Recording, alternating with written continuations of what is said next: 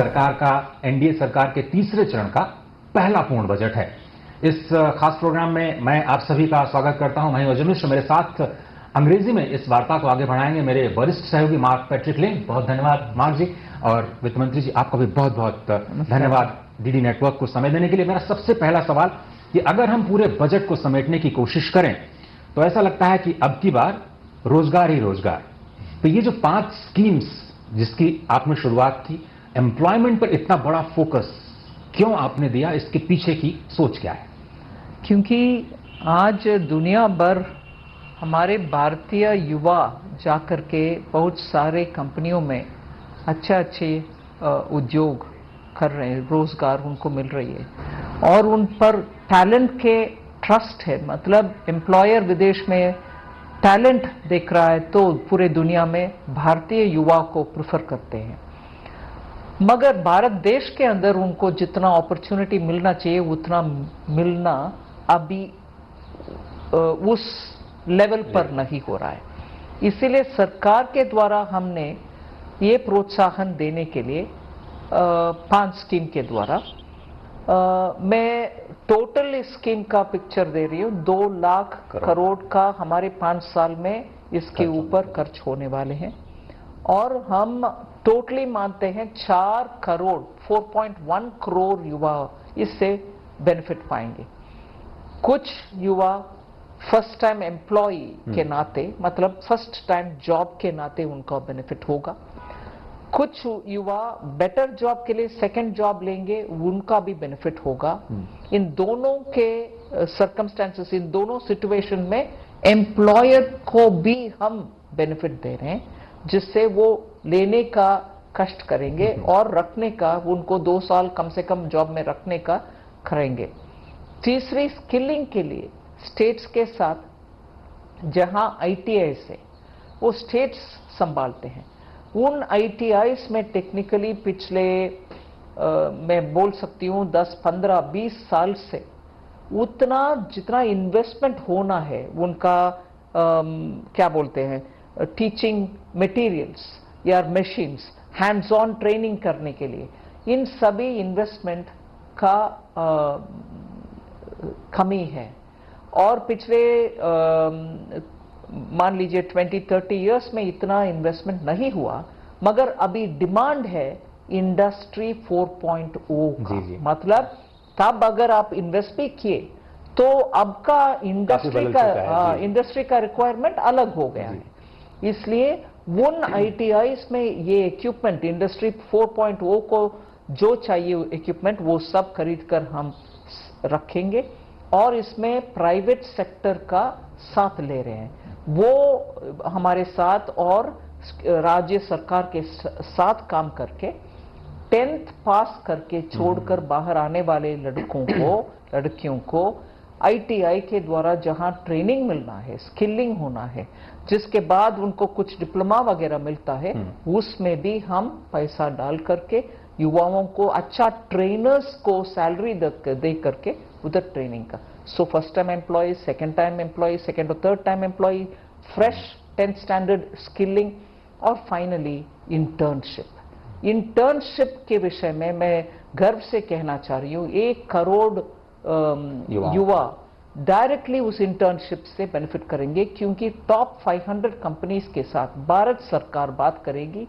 और उनके सीएसआर के द्वारा वो इसमें जोड़ सकते हैं कि अच्छा ट्रेनर्स भी रखें उनके कंपनी के द्वारा और कंपनी शॉप फ्लोर में इन लोगों को exposure they, hands on learning का इंटर्नशिप दें, 1 साल पूरे इंटर्नशिप दें और उसके बाद अगर ये बाहर आएंगे उनके सीवी में टॉप 500 कंपनी के एक कंपनी इनको इंटर्नशिप दिया तो इनका वैल्यू बढ़ेगी, जॉब में रेडीनेस बढ़ेगी एम्प्लॉयर को इनको रहने। ऐसे करके 5 स्कीम्स जिसके द्वारा युवाओं को एकदम उनके हर स्तर के लिए ट्रेनिंग का मॉड्यूल बना करके हम आगे आए हैं। ये प्रधानमंत्री जी का हर एक स्कीम के ऊपर ध्यान दिला करके टेलर मेड स्कीम्स तैयार हुआ है।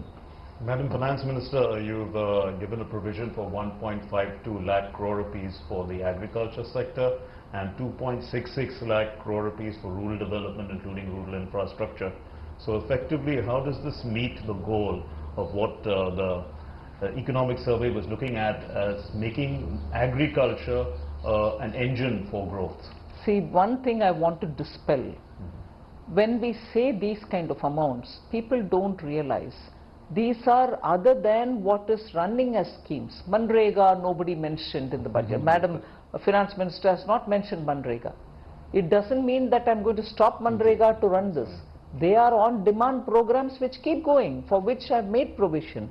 I have not mentioned it in the speech, but it is in my records. It's in the budget revenue expenditure ka statement jahan hai, you get that there. So this misconceived notion that if it doesn't appear in the speech, it's not at all there, is wrong. I want to make that plain. Right. Now, when you have rightly quoted the amounts for agriculture, we are saying what is very important is to reach to the farmers such inputs which are worthy for them to toil in the soil.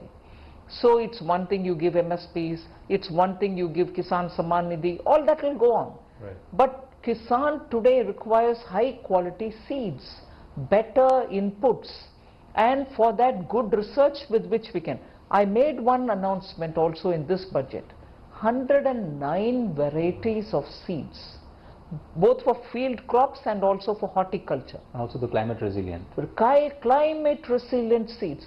Most of our farmers today buy seeds which can't take this extreme heat, sudden flooding, and then also sometimes scarcity of irrigatable waters and so on. So I'm very proud that Indian agriculture scientists of themselves come up with this 109 resilient varieties, which I'm sure will soon be launched, and they will be, we'll be taking it down to the farmer so that they can benefit. All so developed in India, ma'am? All developed in India. Okay. And even better is we are looking at giving input support also to the farmers. As I said, more than 50% of his input cost should be met by the amounts that we give them. So these are great detail. And rural development is looking at not just PM Gram Sadak Yojana, not just building homes, PM Awas Yojana, where big amounts are going, that is important. 3 crore new homes, 25,000 new Gram Panchayats will get road network. Over and above this, we are looking at actually hard infrastructure in the rural areas, whether you're having silos for storage of grains, whether you've got power, actually 3-phase power going there with smart meters, and making sure that 5G connectivity reaches them, because today e-commerce for agriculture, for MSME, for meeting the global markets is a requirement in the villages. And these special vegetable clusters, ma'am, also Yes. it may help this, fighting the food inflation. Yes, yes, because the supply side management of perishable crops is a very big challenge for any government.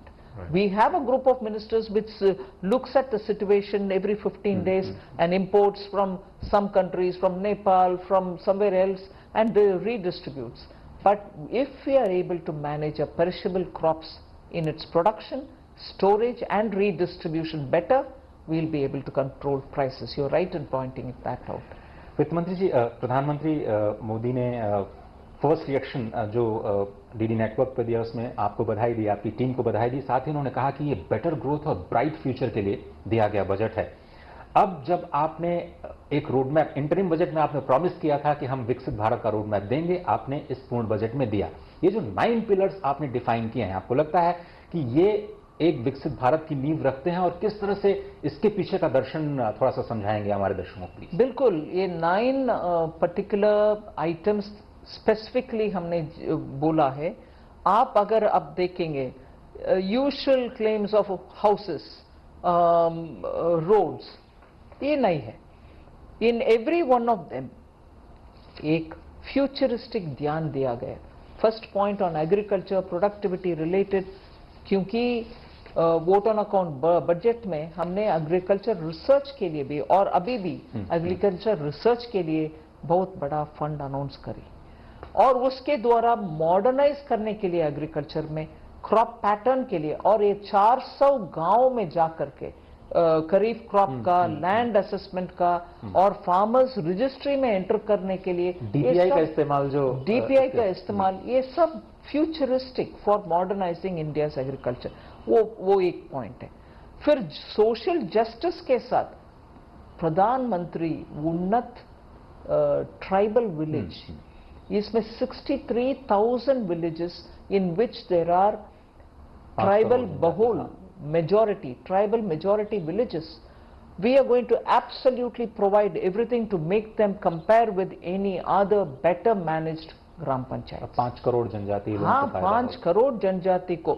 So social justice मतलब ये सिर्फ नहीं है कि आप अच्छे कहीं school चलाओ और जिसमें वंचित वर्गों का बच्चे को ले आओ, वो भी करना, ये भी करना।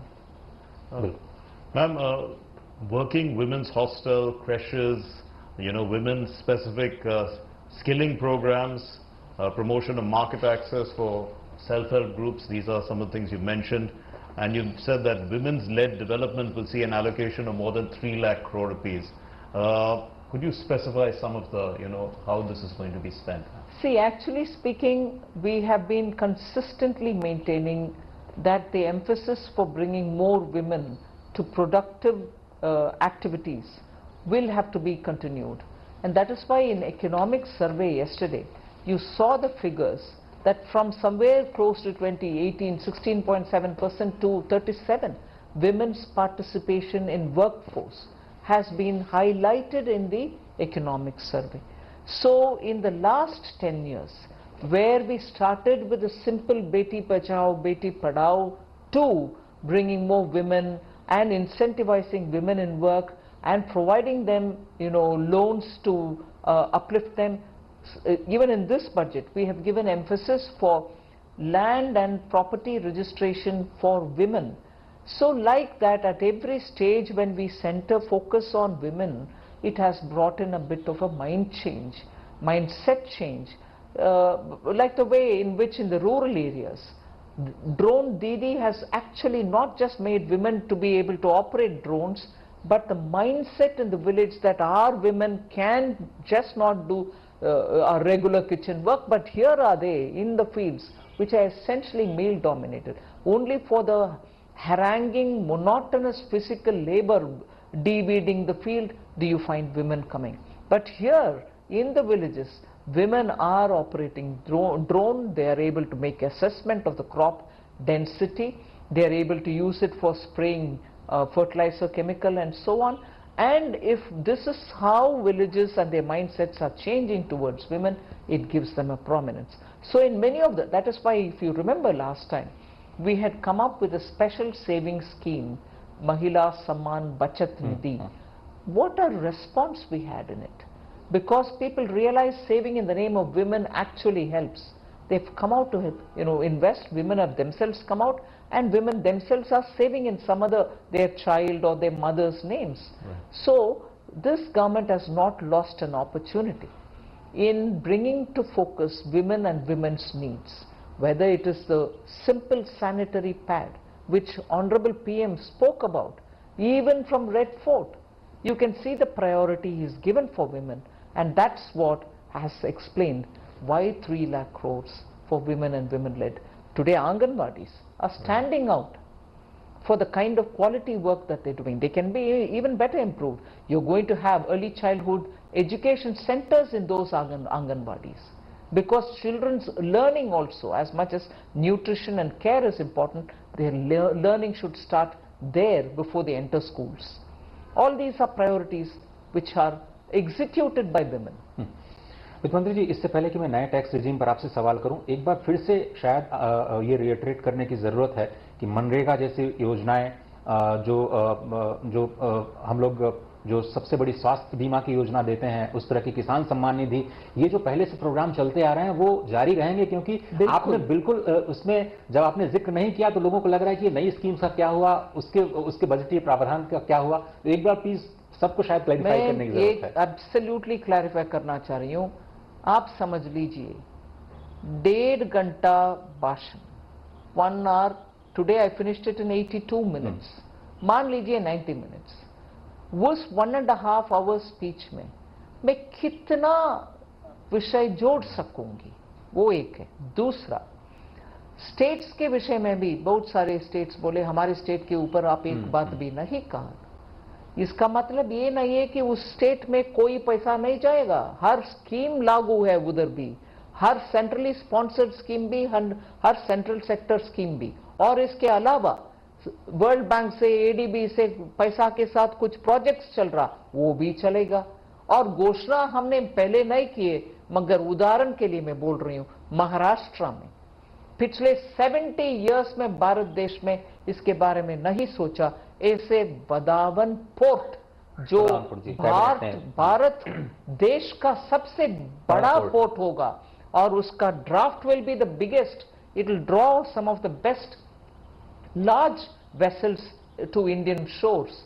वो पोर्ट अनाउंसमेंट और उसका कैबिनेट अप्रूवल 76,000 करोड़ और some amount is going there. Budget में मेंशन हुआ है क्या? पिछले बजट में और इस बजट में, मगर गया प्रोजेक्ट और उधर प्रोजेक्ट लागू हुआ कि नहीं हुआ। इसीलिए मैं इस डाउट को दूर करना चाह रही हूं कि मनरेगा जैसी स्कीम या कुछ और स्कीम, पीएम स्वनिधि, हाँ पीएम आवास तो मैं बोली, पीएम स्वनिधि, मुद्रा, ऐसे स्कीम्स जो होते हैं वो चालू ही रहेगा। मैं सिर्फ इसीलिए कि ना मैं इसका जिक्र नहीं किया, ये कोई कुछ नहीं हो रहा, बंद नहीं हो रहा, वो चालू है, चालू रहेगा, आगे भी रहेगा। But you did mention the states and you mentioned new airports, medical colleges, sports infrastructure in Bihar, and there's plenty of allocation for Andhra Pradesh as we see in the budget. Are there some special messages that you're sending out here? No, first of all, Andhra Pradesh Reorganization Act required all this to be done anyway. So in the first 5-10 years, in fact 10 full years since after the AP Reorganization Act came into being, there were 2 states were bifurcated. We have been giving money for the backward district program, taking some of the primary institutions to AIIMS, IIT, Triple IIT, such institutions have all been taken. So there are certain projects which are getting staggered. Polavaram is one of the biggest national irrigation project with the dam, storage capacity being immense, Godavari waters being kept there, and from there irrigation going into the fields. This is a national project. We'll certainly support it, and that is what I have emphasized. And similar is the backward region development in Andhra Pradesh. Rayalaseema, North Coastal Andhra Pradesh, we're all part of the act. We are only definitely assuring the newly elected government in Andhra Pradesh that we are with them. We will stand by them. We will ensure those promises which are given in the AP Reorganization Act will be fulfilled. और माप की बात को मैं थोड़ा सा आगे बढ़ाते हुए जो पूर्वोदय योजना की आपने शुरुआत की है मैम, मुझे याद आता है अंतरिम बजट में आपने कहा था कि ये जो पूरब के राज्य हैं वो नए भारत के नए ग्रोथ के नए इंजन साबित होंगे। तो अब ये जो पूर्व के राज्यों जिसमें बिहार, उड़ीसा, झारखंड जैसे राज्य शामिल है, पश्चिम बंगाल इंक्लूडेड, कौन सी योजनाओं पर आप फोकस करने जा रहे हैं और कैसे ये नए ग्रोथ का इंजन बनेगा? हर गवर्नमेंट्स का स्कीम इन सभी राज्यों में लागू होगा। आज मुझे प्रश्न पूछा गया कि वेस्ट बंगाल का जिक्र नहीं हुआ, इसका मतलब क्या है, बंगाल को कोई कुछ नहीं मिलेगा क्या? जरूर गलत बात है। हर स्कीम पूर्वोदय में हर राज्य में जाएगा और इसके अलावा उनके बिग टिकट प्रोजेक्ट्स जो भी है, डिटेल प्रोजेक्ट रिपोर्ट डीपीआर जब आएगा, ईएफसी के द्वारा जाएगा, उनका स्कीम भी, उनका प्रोजेक्ट्स का भी हम उठाएंगे और लागू करेंगे। So focus for developing these states are because they're mineral rich. They also need industry.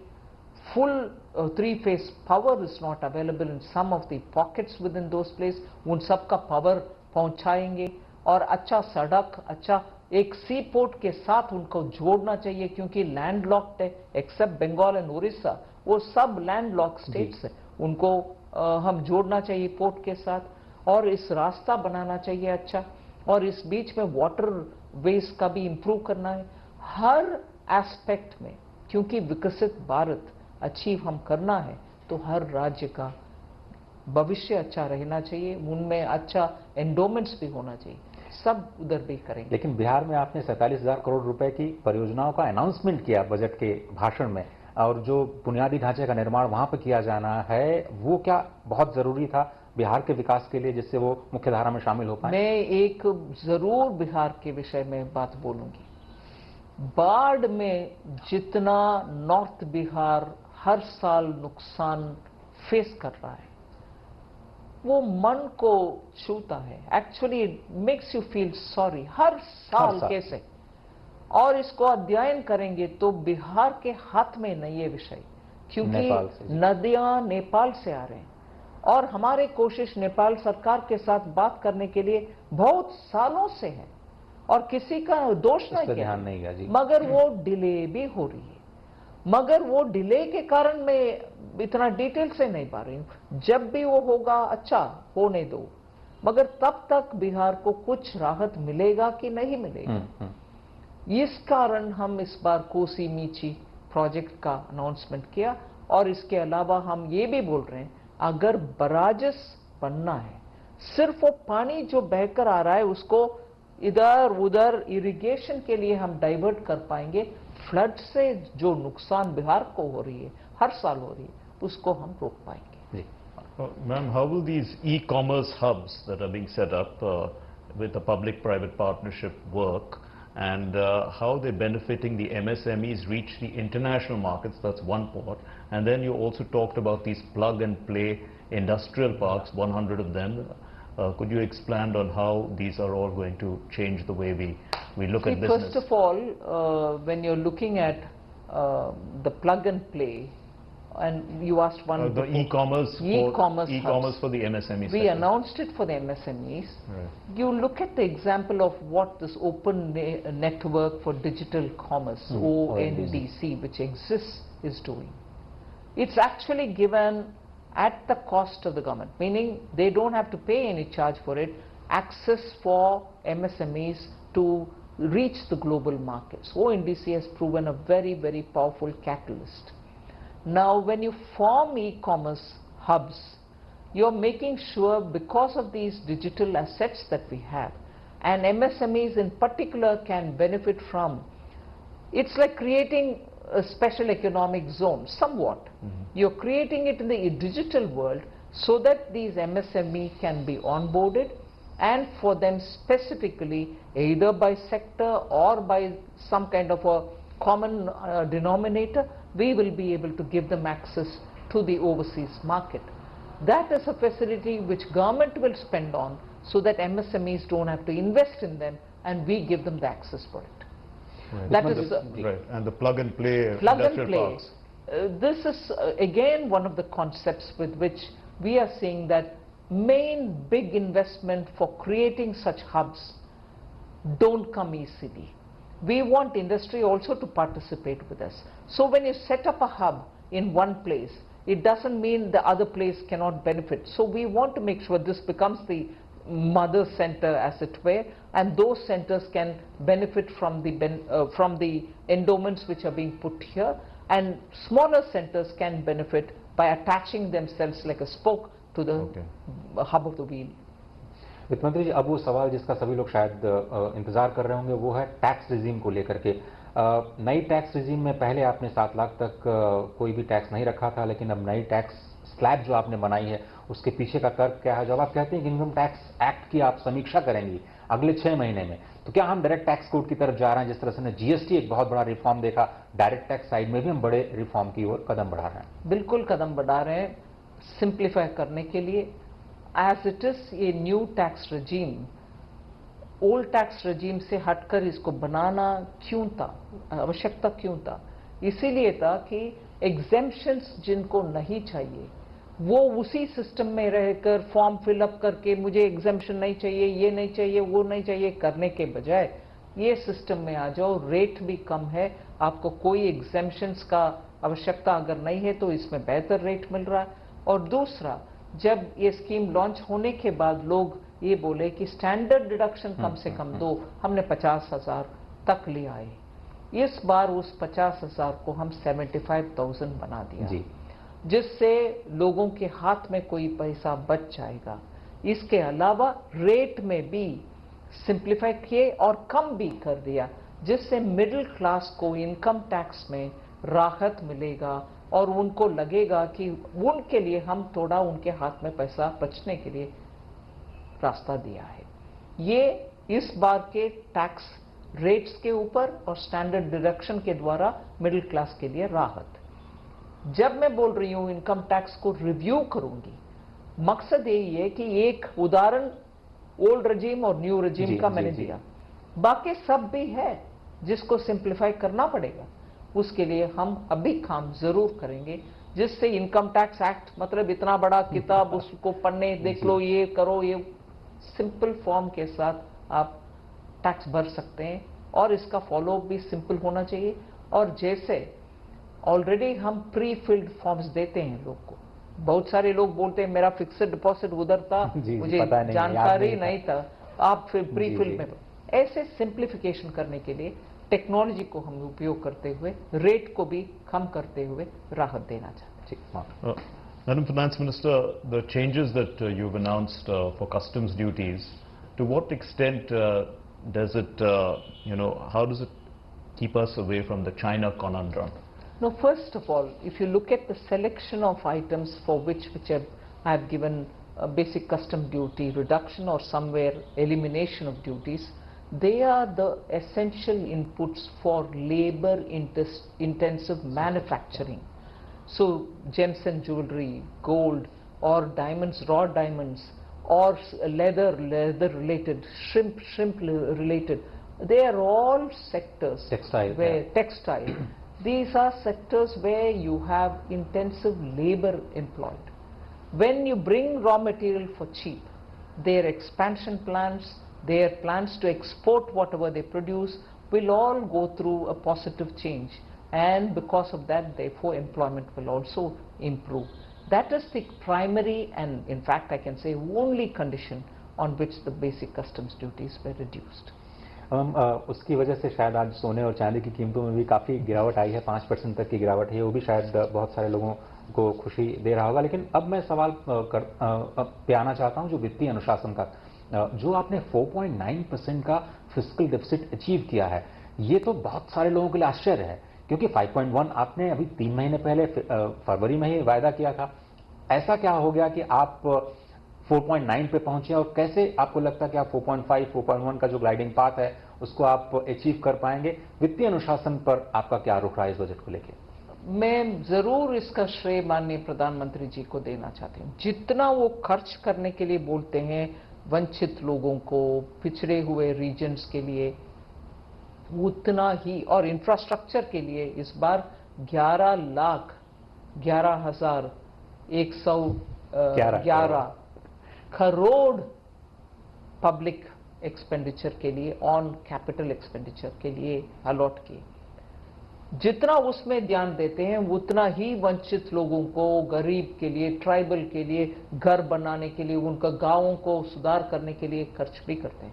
मगर इसके साथ साथ बोलते रहते हैं फजूल में खर्च कहीं ना करो, कहाँ छोटे छोटे एक्सपेंडिचर का नाम पर पैसा ठीक से जा रहा नहीं जा रहा, वो सब ठीक से संभालो और टैक्स नेट को वाइडन करो।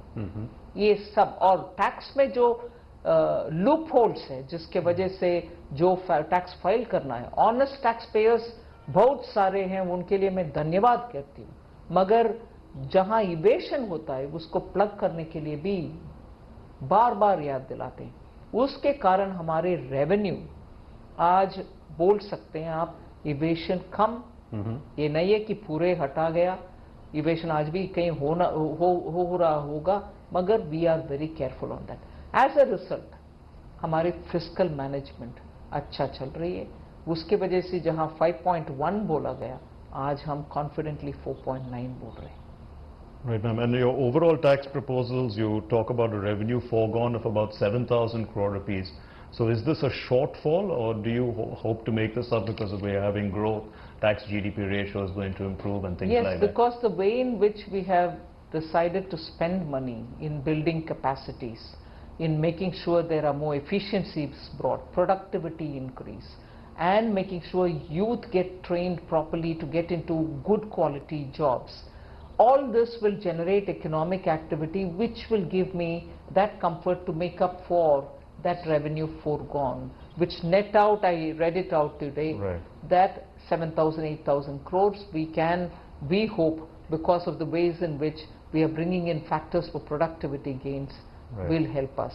And other than that, of course, we also make sure that the tax net is widened.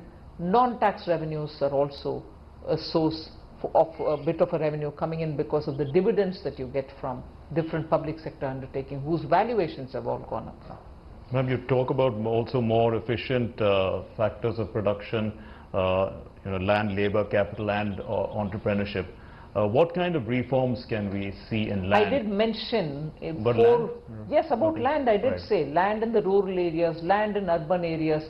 So when I mentioned about the factors of production, land related reforms, labor related reforms, capital related reforms, and entrepreneurship, of course through MSMEs, of course through training, of course through skilling, is happening.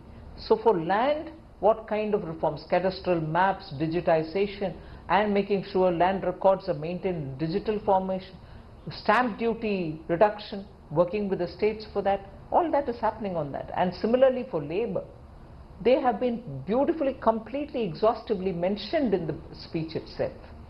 वित्त मंत्री जी, MSME sector के लिए जो आपने प्रावधान किए हैं, चाहे वो मुद्रा लोन को डबल करने की बात हो या फिर जो आप उनको प्रोटेक्शन दे रहे हैं मुश्किल परिस्थितियों में, उसका क्या इम्पैक्ट पड़ेगा और ये एमएसएमई को सपोर्ट आप कब तक जारी रखेंगे? एमएसएमई को लेकर के आपकी नीतियां किस दिशा में जा रही हैं? नहीं, ये पहले हम समझ लें कि 8 स्पेसिफिक मेजर्स हमने एमएसएमई के लिए घोषणा की है इस बजट में। उन 8 में से 3 बहुत ही प्रमुख, जी। 8 भी एमएसएमई के खुद के सजेशन से, when we had stakeholder consultation pre budget, उसमें एमएसएमई का खुद के सजेशन है ये 8 ऐसे करिए वैसे करिए करके, और उसमें हम भी सरकार के द्वारा जोड़े हैं आइडियाज।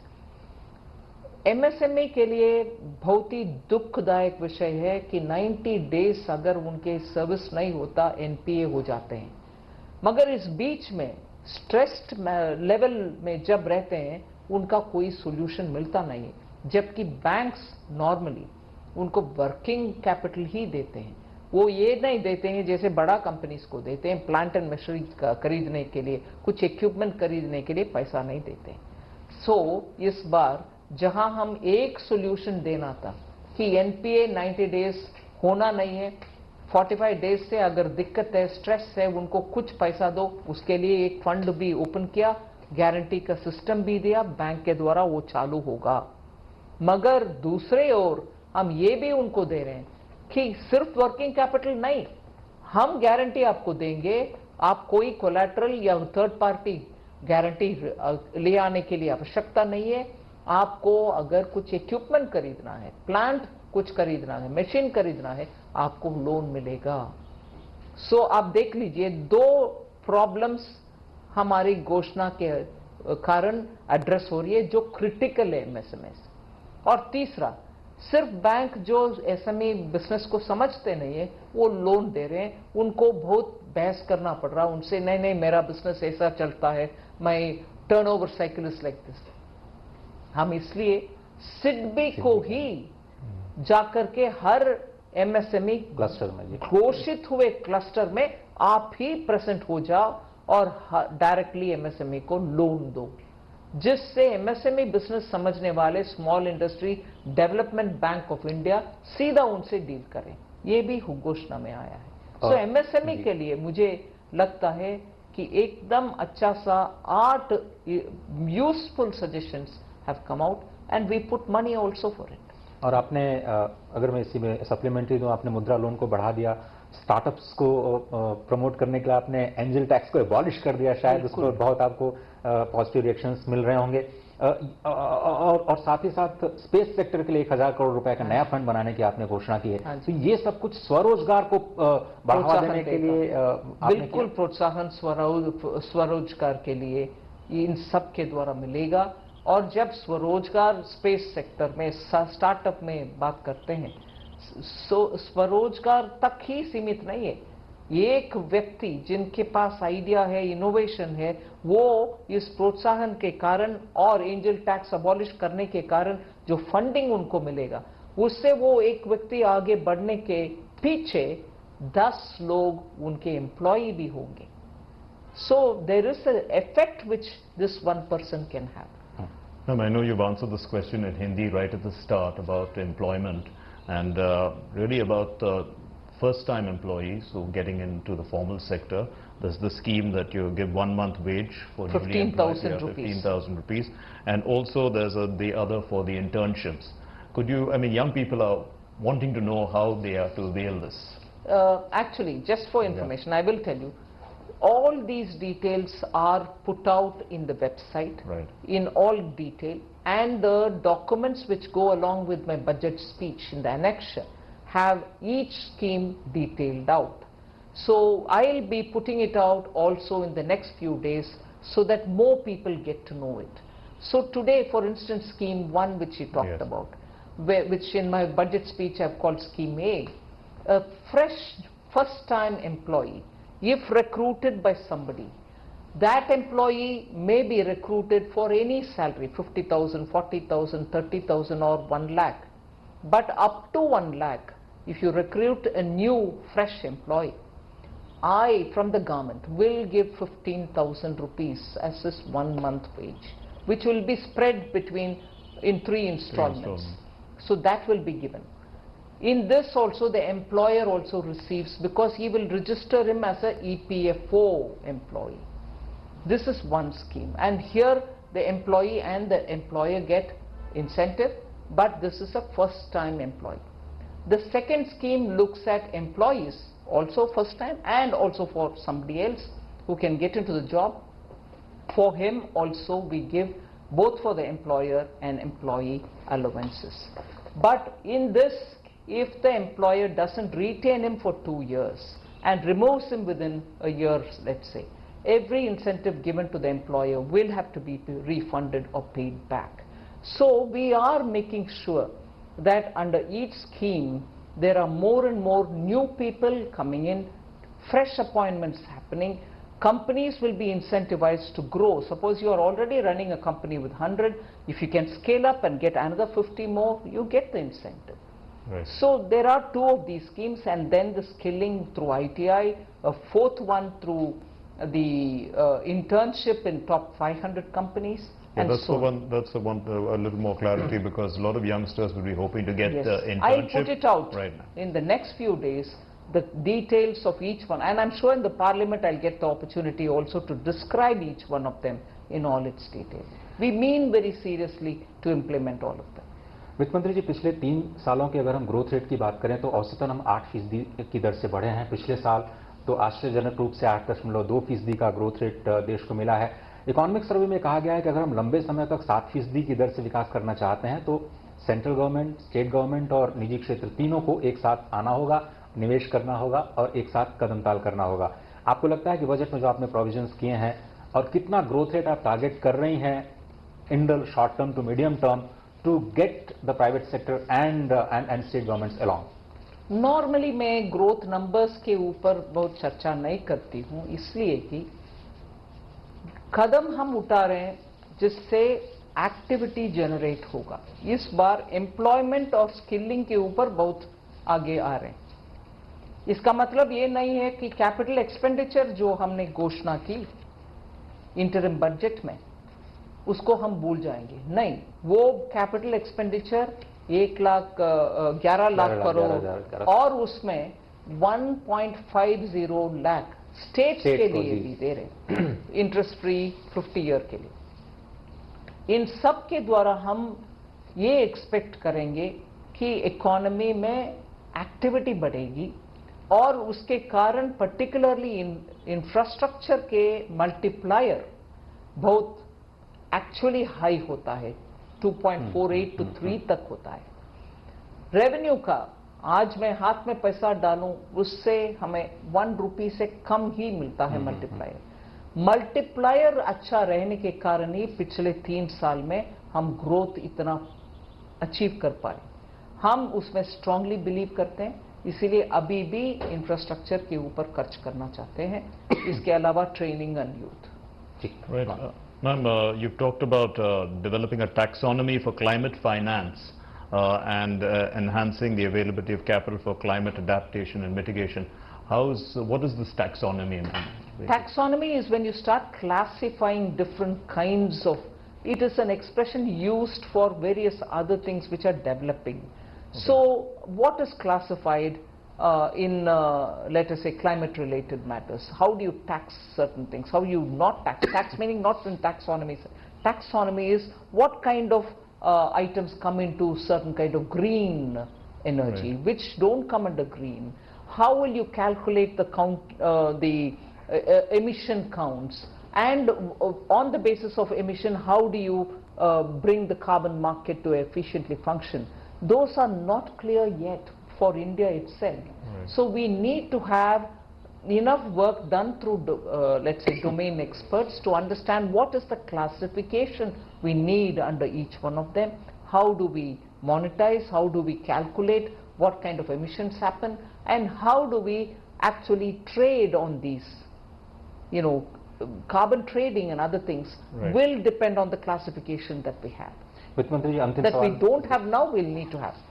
वित्त मंत्री जी, अंतिम सवाल इसका खास साक्षात्कार में आपसे ये समझना चाहेंगे कि कैपिटल गेन टैक्स को लेकर के जो शॉर्ट टर्म और लॉन्ग टर्म आपने बदलाव किए हैं, उसके पीछे की क्या रणनीति है, क्या सोच है, और साथ ही साथ क्या आप वाकई थोड़ा सा फ्यूचर एंड ऑप्शंस में जो ट्रेड कर रहे हैं लोग उसको लेकर चिंतित हैं, जिसकी वजह से आपने एसटीटी उस पर बढ़ाने का निर्णय लिया है?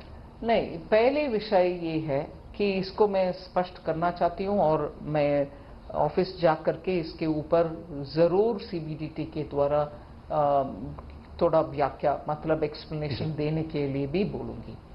हमारे इरादा ये था कि हर एसेट क्लास को आप इंडेक्सेशन के द्वारा 20 से इंडेक्स यूज करो, इंडेक्सेशन यूज करो, 15 में आ जाओ या 14 में आ जाओ, फिर उसके ऊपर फैक्टर रख के कैलकुलेशन करो.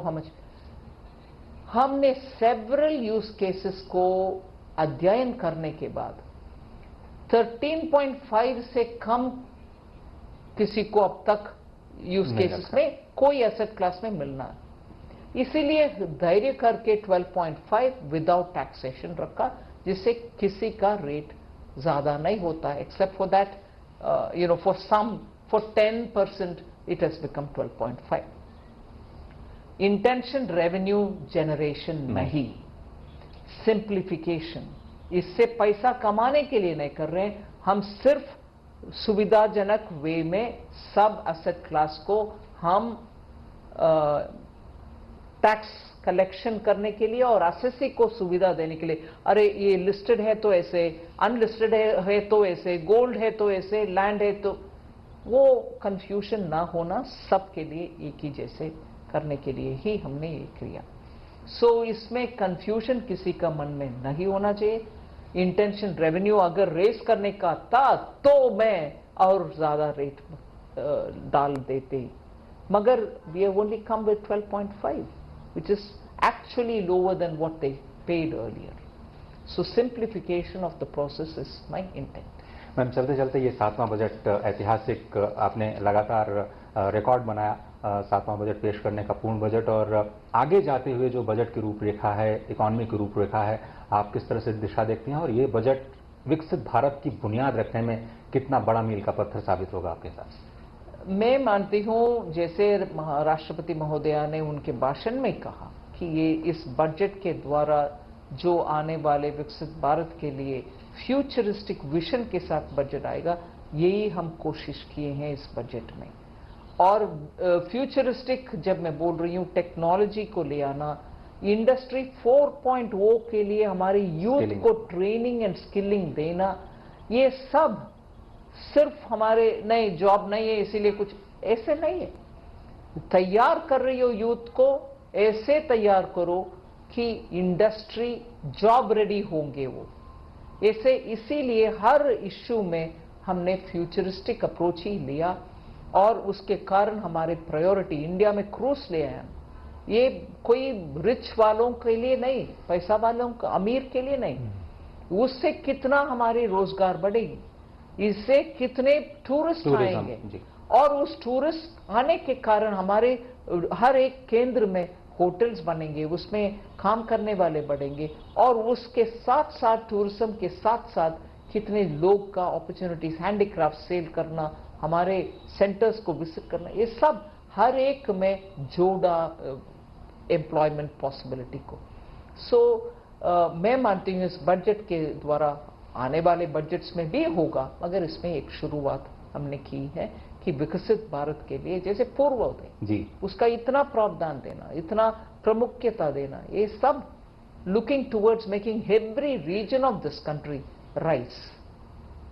बहुत बहुत धन्यवाद वित्त मंत्री जी। और आपने कहा कि जिस तरह से आप विकसित भारत की बुनियाद वाला इसे आप बजट बता रही हैं, बहुत बहुत धन्यवाद डीडी न्यूज पर बात करने के लिए। तो फिलहाल इस खास पेशकश में सिर्फ इतना ही। मुझे